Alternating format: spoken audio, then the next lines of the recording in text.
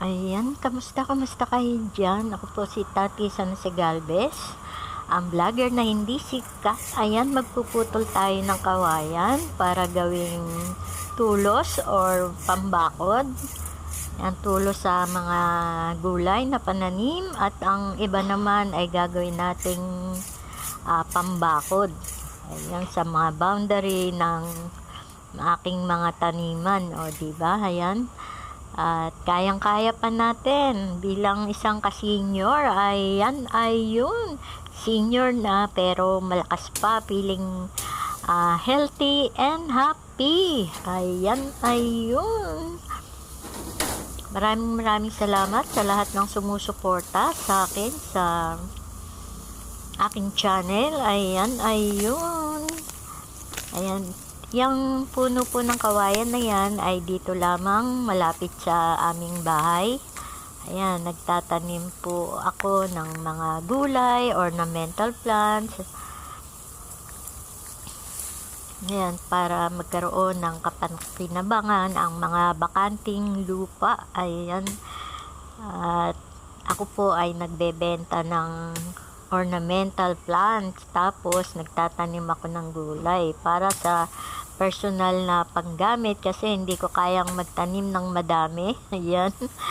At tayo ay nagbabakod. Yan, yero na yan ay bakod na, pero dun sa bandang baba ay lalagyan natin ng punong kawayan para magsilbing boundary o palatandaan na hanggang doon ako pwedeng magtanim, o diba? At huwag lumagpas sa kapitbahay para maiwasan natin ang mayroong kaaway, o diba mga ka-senior? Ayan, sana tayo ay laging happy and healthy. Yan, sa umagang pagising, ganyan ang ating gawain, naglilinis ng bakuran. At sana magkaroon pa tayo ng mga source of income upang makatulong sa ating sarili. At kung merong matulungan, sumobra, lumabis, ay makatulong sa iba. Ayan, thank you sa Lord sa lahat ng blessing na ipinagkakaloob sa akin, sa aking pamilya, o diba, sa mga kaibigan. Ayan, thank you Lord, patuloy mo kaming gabayan sa aming pang-araw-araw na pamumuhay, upang sa gayon ay patuloy kami magpatuloy na positibo sa aming mga pananaw sa buhay, bagamat kami ay senior na. Ayan, patuloy mo kaming gabayan, maging malakas. Ayan, ayun. Ayan.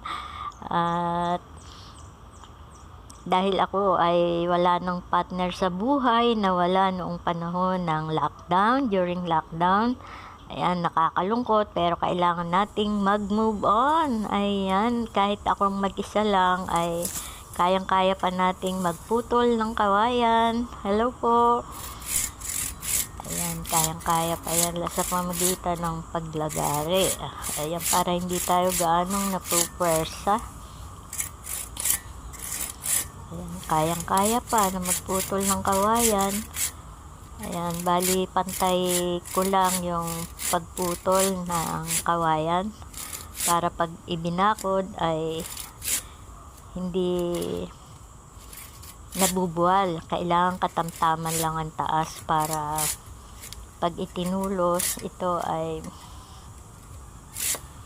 yung katamtaman lang ang taas, o diba?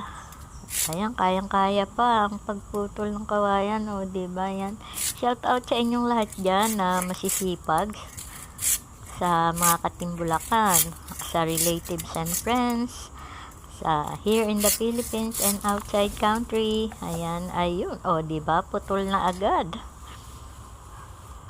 Kayang-kaya pa.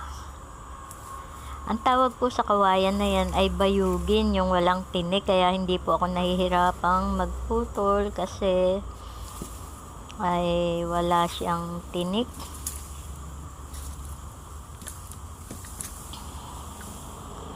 Kaya maginhawa ang pagputol ng kawayan.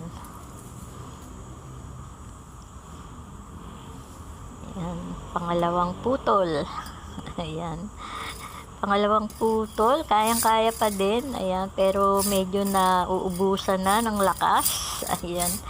Shout out sa inyong lahat dyan.